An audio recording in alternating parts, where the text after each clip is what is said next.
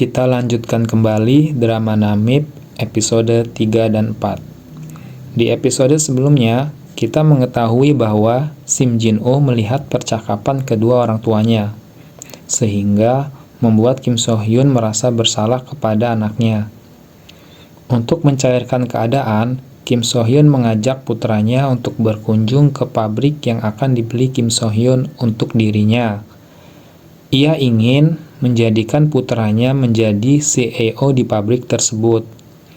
Karena waktu sekolah dulu, Sim Jin-woo ingin bercita-cita menjadi CEO di suatu perusahaan.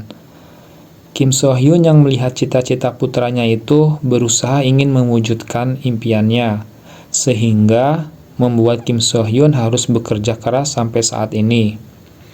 Kembali ke rumah Sim Jun-seok dan Yo Jin-woo sedang mengakrabkan diri.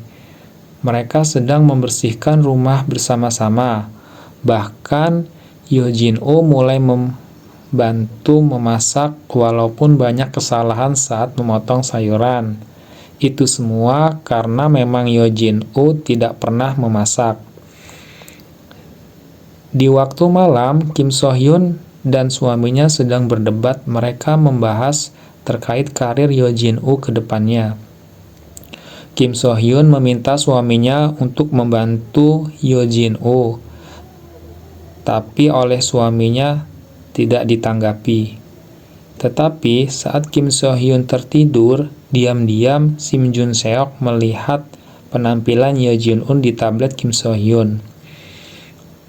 Akhirnya, Yo Jin-woo dan Sim Jin-woo berangkat sekolah bareng bersama dan disusul oleh teman perempuan mereka.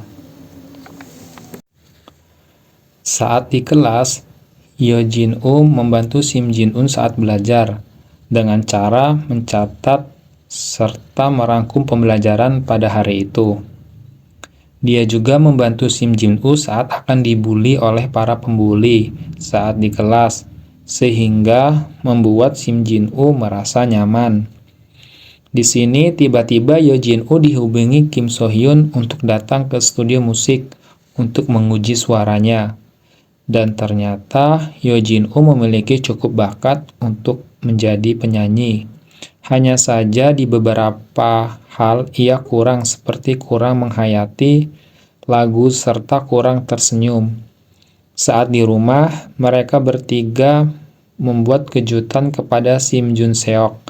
Karena hari itu ayah Sim Jin-woo sedang ulang tahun, yang membuat Sim Jun-seok merasa senang. Di sisi lain, diam-diam sepertinya Sim Jin-woo tertarik kepada teman perempuan mereka.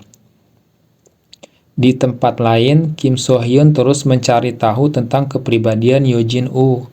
Melalui bibinya Yo Jin-woo, Kim So-hyun akhirnya mengetahui beberapa fakta bahwa Yo Jin-woo itu mempunyai rasa trauma di masa lalu.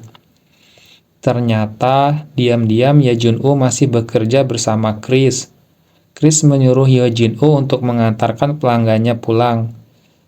Ternyata pelanggannya itu merupakan kumpulan anak-anak dari beberapa konglomerat, dan mereka mempunyai catatan yang buruk.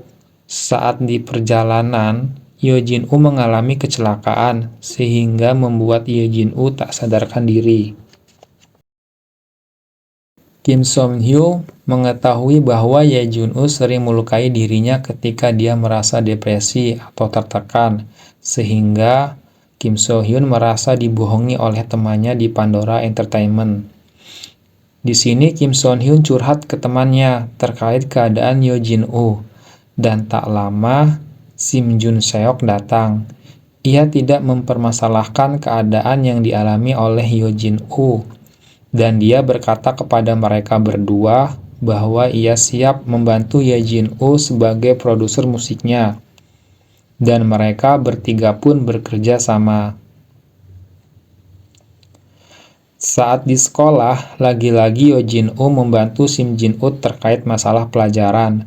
Di sini Sim Jin-woo bertanya kepada Yo Jin-woo terkait Yo Jin-woo sering keluar rumah saat malam. Dan dijawab oleh Yo Jin-woo bahwa ia bekerja. Tak lama, Ye Jin-woo dihubungi Kim So-hyun untuk datang ke ruang kerjanya untuk latihan, dan mereka berempat pun saling bekerja sama. Saat di rumah, Kim So-hyun dan suaminya curiga kepada Ye Jin-woo karena sering keluar malam, dan mereka pun mengikuti Ye Jin-woo. Ternyata, Kim So-hyun mengetahui bahwa Ye Jin-woo bekerja di bar saat malam. Mereka juga mengetahui bahwa Ye Jin-woo mempunyai perilaku yang aneh, yaitu suka makan banyak. Sehingga pada suatu saat, Sung Jun-seok bertanya kepada Ji-young terkait perihal perilaku yang dialami oleh Ye Jin-woo. Ji-young bercerita bahwa Ye Jin-woo itu sering melukai diri atau juga sering makan yang banyak ketika ia sedang mengalami depresi atau suatu masalah. Hanya dengan cara itu, Ye Jin-woo bisa dapat menjadi tenang. Kembali ke Ye Jin-woo, di sini dia sedang melakukan interview tahap awal. Ia disuruh menjawab beberapa pertanyaan. Saat menjawab beberapa pertanyaan yang menyudutkan dirinya, penyakit cemasnya dia kambuh, sehingga membuat ia berlari meninggalkan acara tersebut dan membuat Kim So-hyun menjadi cemas. Kim So-hyun sedang berbicara kepada Ye Jin-woo. Ia memberikan arahan terkait gaya bernyanyinya. Ia merubah sedikit lirik dan sedikit beberapa strategi. Saat di perjalanan menuju audisi Rising Star, Ye Jin-woo dan Ji-young diberi sumpit untuk digigit sampai acara Rising Star dimulai. Ini agar mereka dapat mengatur napas dan supaya tidak grogi gitu. Di sini Ye Jin-woo akhirnya tampil. Ia menunjukkan keahliannya saat bernyanyi. Dengan strategi yang dibuat oleh Kim So-hyun, Ye Jin-woo bisa bernyanyi dengan lepas. Dan setelah akhir bernyanyi, ia melihat ibunya yang sedang melihat ia bernyanyi, sehingga membuat ingatan masa lalunya muncul. Dan episode 3, 4, 6 pun berakhir.